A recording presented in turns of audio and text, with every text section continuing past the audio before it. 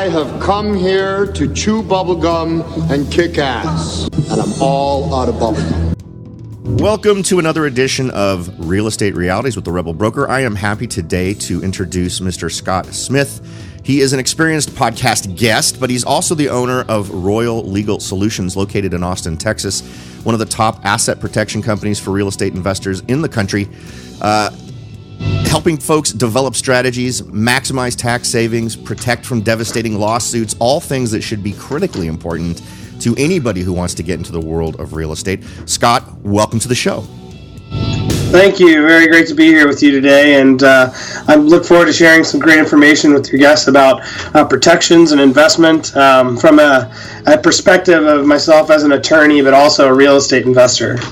Yeah, and it's one of those things I think folks somewhere in the back of their mind, maybe in their lizard brain, and back in the days when we survived because we knew to get in the cave, and then the other Neanderthals got eaten by the saber-toothed tiger.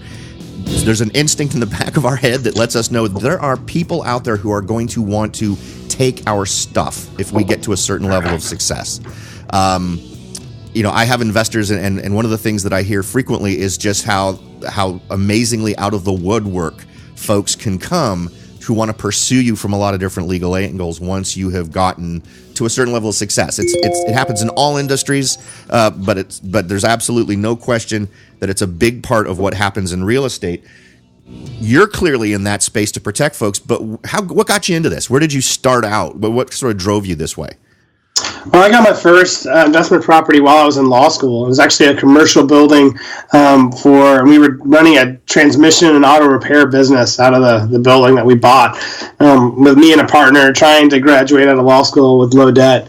And since then, that's where I kind of fell in love with real estate. And then since then, I've just always, when I've had extra money, been putting it in, all different kinds of deals, from single and multifamily to note investing to hard money lending, really all aspects of the investment game. Okay. And is there an area of real estate you particularly focus in? I mean, are you mostly going to be a commercial guy? Are you mostly going to be a single family residential, catering to those kinds of folks? Or is that really not important? Is what you're doing going to be valuable for any real estate investor? Typically anybody that's a real estate investor has assets that need to be protected, right? So the way that this really works at a really high level is that if you have stuff in your personal name, whether it's real estate asset, a stock portfolio, tons of cash, those are all things that if somebody's sued, that's things that they're going to come after and get. Real estate itself is an exceptionally bad thing to own in your personal name, because it's like owning up a big orange billboard that says, "Here's my money, come and take it," right? Because you can see how much the asset's worth, how much debt is owed on it, and it really kind of advertises all of that. So that's really where I ended up shifting from, my background is originally was a litigator into doing asset protection, is because I started having, real estate investor friends of mine come up and say, "Hey, what should I be doing with this? I got 4 single family homes in my personal name." It's like, "Oh, smokes. Well, you need to be doing something totally different to protect and hide those assets."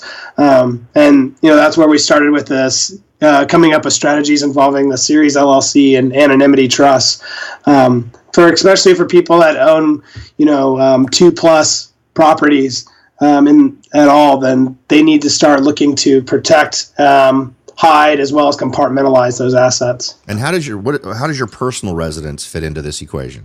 It really depends if it's homestead protected or not, and you're going to know that by your state laws. If it already has homestead protections, then there might not be any reason to move that residence into an asset protection company. But if there's no homestead protections, then you need to be transferring that into an LLC structure. Okay. And another good question would be, if you're going to be doing something like this, or when you do something, because it would be a smart thing to do, is this one of those deals where you need to create a different entity for each property, or do you actually end up holding them all under the same entity? Yeah, so the old way of doing it is actually to do what they call LLC layering, and that's where you have separate LLCs for each property and one umbrella LLC where everything would channel up to. Okay. Then it's the old way because that's a very expensive way of doing it. The new way of doing it is using a series LLC structure, because a series LLC allows you to only have to pay for one company, one filing, one EIN, one registered agent, and then you get an infinite amount of these sub-series LLCs for free to compartmentalize every asset that you own. Okay, because you know what? The last time I talked to someone about this, they didn't talk about that. Of course, it could have. I think I had this conversation maybe 10 years ago, so maybe this is that new. But that's a great piece of information to have, because I know common knowledge out there among investors is you're creating an LLC for each property. Yeah, and it's a very expensive way of tackling the problem. So we look at doing a series LLC that gives you all of that the exact same protection you would have as individual LLCs, but for cheaper. And then you can also combine that with using land trusts to hold title to the individual properties themselves. And because land trusts are private documents, it doesn't disclose who the owner of that is. So if anybody tries to search for you, they can't find out that your company owns the property or that you own the property. They get stopped at this blind trust that they can't get beyond when they're trying to research whether you're a good target to sue or not. Wow. And so it's, this, I'm not sure if this analogy applies, correct me if I'm wrong, but this almost feels like the philosophy of always put your stuff in your trunk, right? Because the guy who's going to break into your car is going to break the window of the one where he can see the stuff that he wants to take, right? And the guy who has his stuff in his trunk isn't going to be the one who gets his window bashed in. This feels like putting your stuff in your trunk to me. Yeah, and it's like that. And the guy who's actually looking to steal your stuff is actually a plaintiff's attorney. And that's the person that we're actually trying to hide the stuff from. Because what happens when you're looking to file a lawsuit is you go into a lawyer's office, you tell them a story, they don't really care. I mean, if the laws of the facts are kind of irrelevant to most attorneys. What the most important thing for them is to say, is the person we're going to sue have money? Right. And if they have money that we can identify, i.e. real estate in your personal name, then that's a lawsuit we're very likely going to pursue. To be able to go after. So it's those sneaky attorney thieves, are hiding things in the trunk to keep it away from them. Right. Wow. Okay. So let's say that that we've sold everyone on the idea that your assets need to be protected. At what point should a investor or an aspiring investor be thinking these thoughts, reaching out to someone like you to put these kinds of protections into place? Is this something you want to do really, really early, but most people don't think of it, so they end up doing it too late? What's the right timing? Well, I can tell you this, that anybody who's ever been in a major lawsuit always has asset protection companies in place after that. You're right. Right? I mean, it's just across the board, because once you're actually gone through it, you're like, holy smokes, I'm never going to be caught in that same position again, right? So all of us could make that decision to be proactive about it, because the law does favors proactivity in every circumstance. But what I generally say is like a ballpark rule for as an investor, as I look at it, say about $50,000 is about the sweet spot of saying, when does it make sense to absorb the cost of having asset protection versus not, because usually it's around that $50,000 mark that we see that most plaintiffs' attorneys are willing to not take a case. Lower than that, it's usually not worth the juice isn't worth the squeeze, so to speak, to actually file the lawsuit and absorb all of the expenses. But after that mark, now you have enough money you're worth coming after, right? And when you say money, you could also does that 1-to-1 equal property value? Yeah, exactly. We're looking at equity value in the properties. Okay, so not actual street value, but equity value.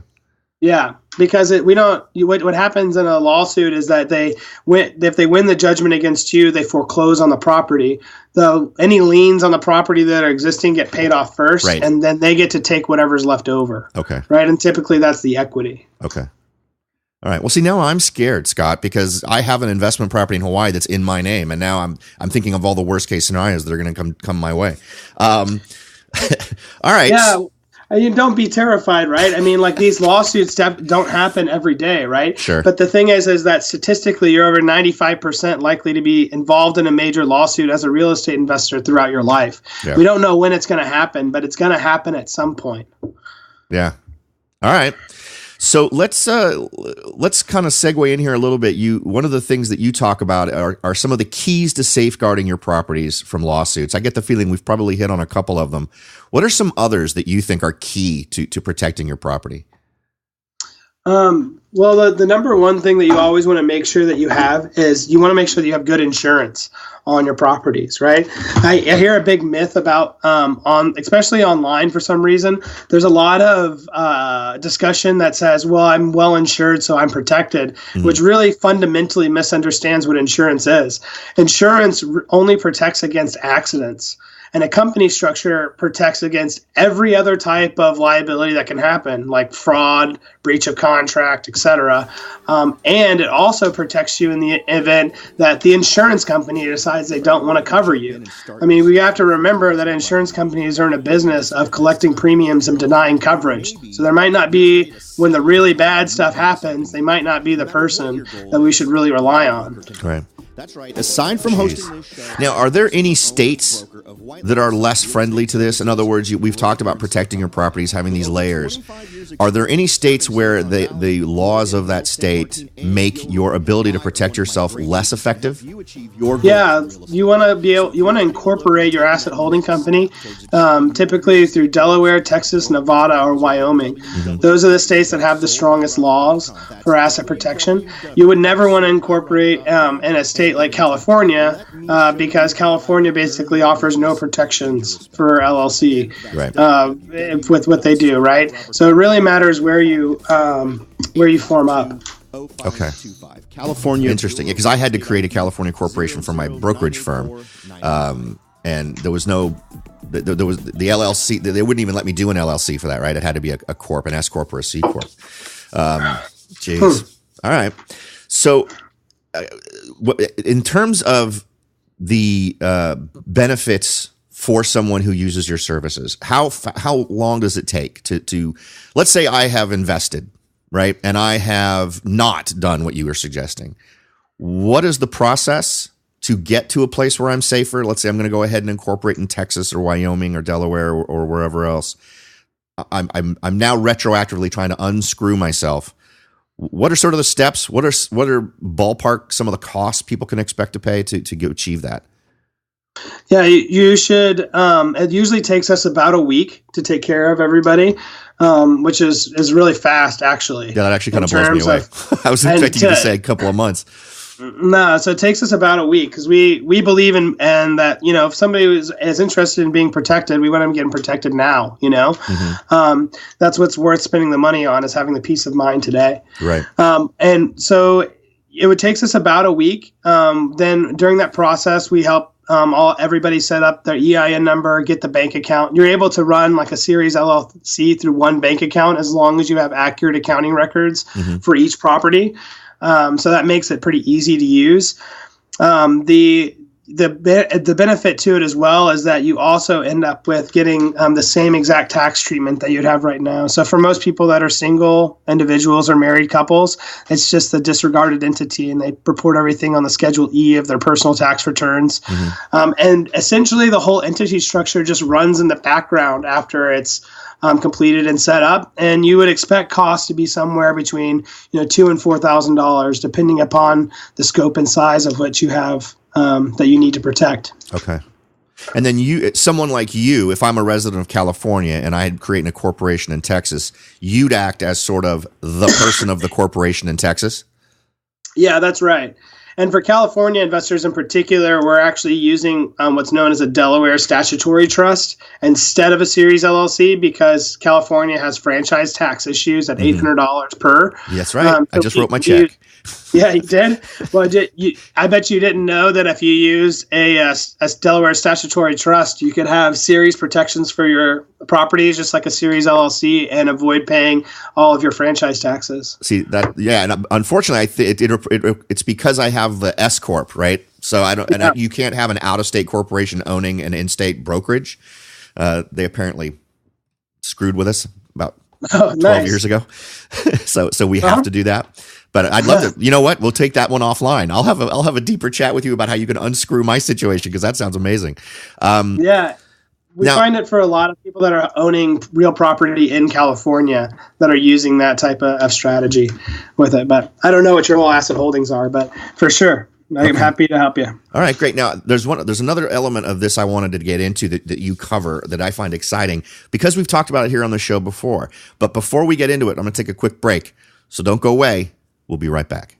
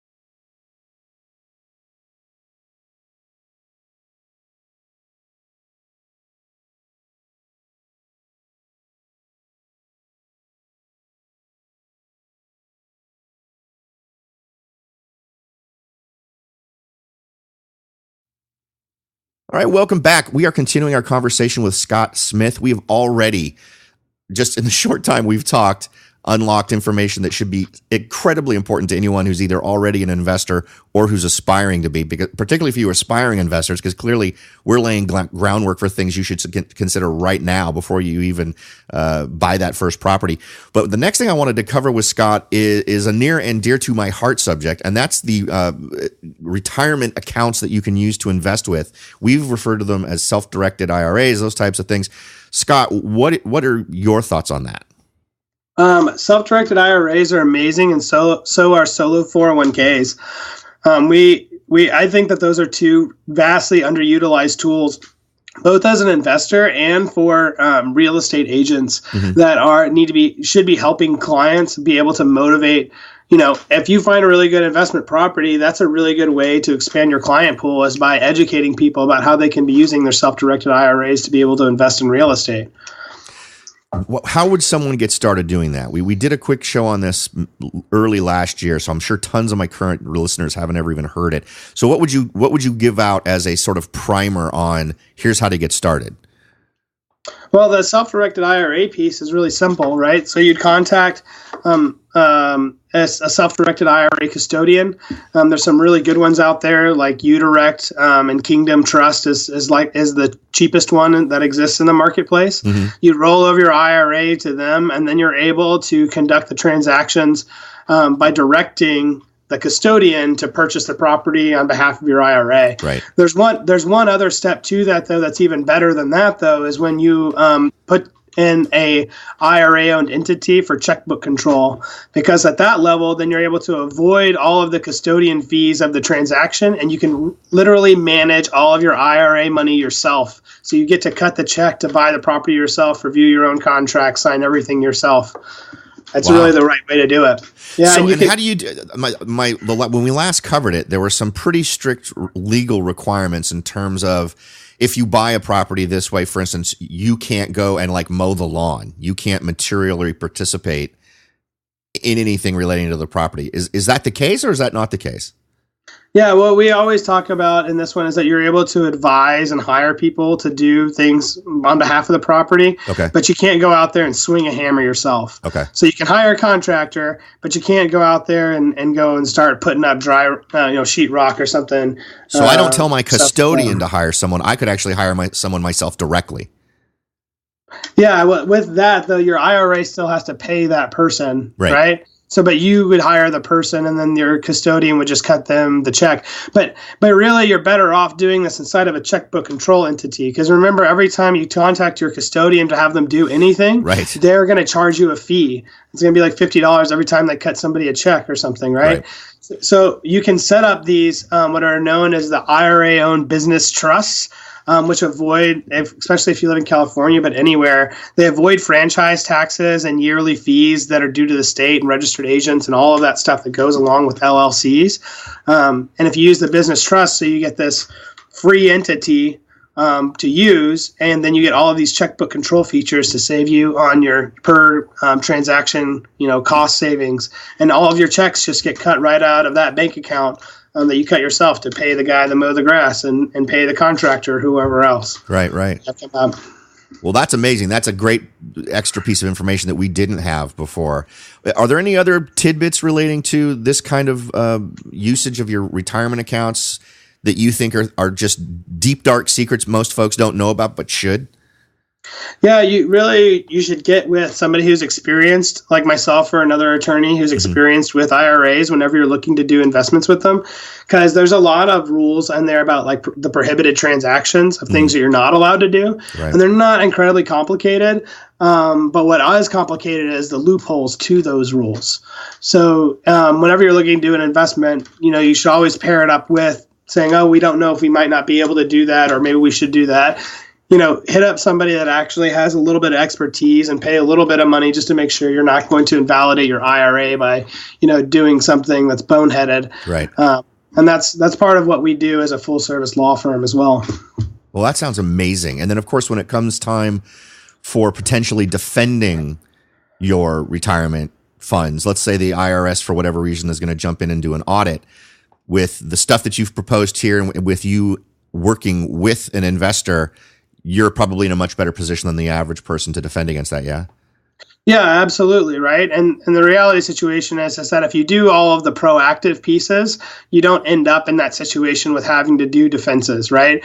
The people that are having to defend themselves usually are the ones that try to wing it on their own. And then they try to go to an attorney after the fact and be like, I guess I screwed up. Yeah. That's really the situation that's 95% of the issues that happen with that. Okay. Huh. Well, that is some interesting stuff. I gotta say, it feels like something that needs to absolutely be on the to-do list for any investor.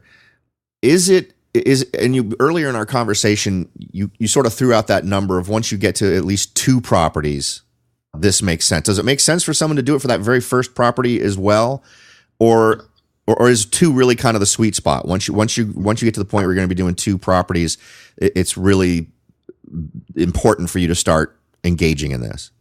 Yeah, I would say 2 properties or $50,000 in equity, or more would be the sweet spot to be able to do it. And it's really a key piece to put that together, and then also all of that system also combines with any existing estate planning piece that you have, right? So what you can do is actually make your living trust for your estate plan own your asset holding company. So all the transactions throughout your life go in and out at the corporate level of the asset holding company, and your estate plan never goes obsolete and never needs to be updated because it just says what pieces of that get divided to the beneficiaries at your death. So there's a way to set this up where you can set it up with your estate plan and your asset holding company and set it up one time now, and then it's good for the rest of your life, no matter what you do. And that's a really cool piece that a lot of people aren't taking advantage of because most people are doing things the old way, which require updates every time that you move an asset in and out of your life, and would have to update all these legal documents, which nobody ever does. And so everybody ends up with documents that are out of date. So we fixed that whole problem. Wow. Okay. And let's say that we did want to do this on a property that someone already owned in their own name. I'm assuming that with a bank involved, that it does kick off a refi if you're going to change the official owner of the property? No, it doesn't. If you transfer it into into a land trust, a transfer to a land trust doesn't trigger a due on sale clause. So you're able to leave the existing financing in place and move the property into a trust. Okay. And you won't have any issues with the existing mortgage. That is great. And you know what? I think at this point, I don't see any barriers. So whoever's listening, whether you're an investor who's about to buy your first property and will immediately have that $50,000, and I know an awful lot of investors just here, unfortunately here in California in the Bay Area, just because of the amount of money you have to put down, you typically have $50,000 of equity in the property right away. But this is something that you can do right away, something that you can be secured. And it sounds like Scott can accomplish this for you in a week, which is outrageous. I don't see any reason why you wouldn't want to do this just to protect your future, just so you can sleep at night. I mean, I'm already anticipating the nightmares I'm going to have tonight, considering all the possible downsides here. Yeah, that's great. And yeah, I would love to be able to help whoever is needing it. And one of the things that I think that really sets us apart is that I'm a real estate investor myself, right? Mm-hmm. So everything that we're putting together has started with the premise in mind of saying, like, it cannot complicate our lives. It can't make, we can't lose any of the advantages, and it can't cause me having to do any more work than I'm already doing anyway for it, right? So that's really where I think that really sets us apart from everybody else, is we've come from a real investor mindset of how do we structure these things in place to make our lives actually simpler and better, not more complex. Yeah. Now, I also see here that you're someone who holds investments in at least 10 other states, right? That's right. And how do you manage those? I mean, I'm a big proponent of going where the best investment is. And California has been off my list of a good place to invest for a while. But other places, like there's places in North Carolina, Atlanta, a lot of different places, a lot of folks we've had on the show who invest in these other areas where the return on investment is much higher. What are you drawn to right now? Where do you see as the places that a smart investor is looking at? Yeah, I like a lot of stuff that's in the Rust Belt, and in Michigan and Indiana have been really attractive right now. But I'm really open to deals wherever they pop up, right? Which is why I ended up owning property in so many different states. A lot of my holdings are in single and multifamily residences. Mm-hmm. I did a lot of note investing, which also meant that I sprung up and owned property in other states too, when those would become defaulted and I had to foreclose on the asset because of that. So it's I'd really say that. It's really, for what's really been my biggest way of acquiring the best deals, though, has actually been a lot with how big my network was, of how many people are sharing deals with me, like actual, paper certificates of our paper offerings of, this is what we think we're looking at. Because I might get, 20 deals across my desk every week, just from clients. So I end up investing a lot with actually my own clientele. Wow. That will end up coming through. Well, good for you. That sounds like you've kind of built an amazing network. Yeah, anybody can do it though, right? I mean, it's not really it's anything special. If you kind of offer yourself out there a little bit more, do a little bit more research, then you're automatically, kind of position yourself as an expert. And one of the key takeaways that I really liked about working with my clients here is getting them educated just on the entity structure and on the legalese of what we should be looking at deals, sets them apart and among their own real estate investor communities at their end, because now they know information that's, new and powerful and different. And those are the types of people that, we always seek out when we're trying to do real estate deals, is who's got the best information, right? So really taking those steps is what I would encourage everybody to do, is to find that new, different, and powerful information. And then people just start sharing with you and wanting you to be part of their deals. And that's really how you really make a lot better returns. Yeah. Now, and one more thing I wanted to hit today before we part ways is you mentioned in one of the things I was reading about you in your bio is you put out there sort of the quickest ways to create a dream investment team, and I think a team's for anything, right? Whether you're talking about anything, right? If you want to have the best folks on the ground, you want to have the best people as bird dogs to find properties for you. There's no weakness in admitting you can't do everything yourself. In fact, the strongest investors are the ones who have recognized they need to bring on folks onto their team.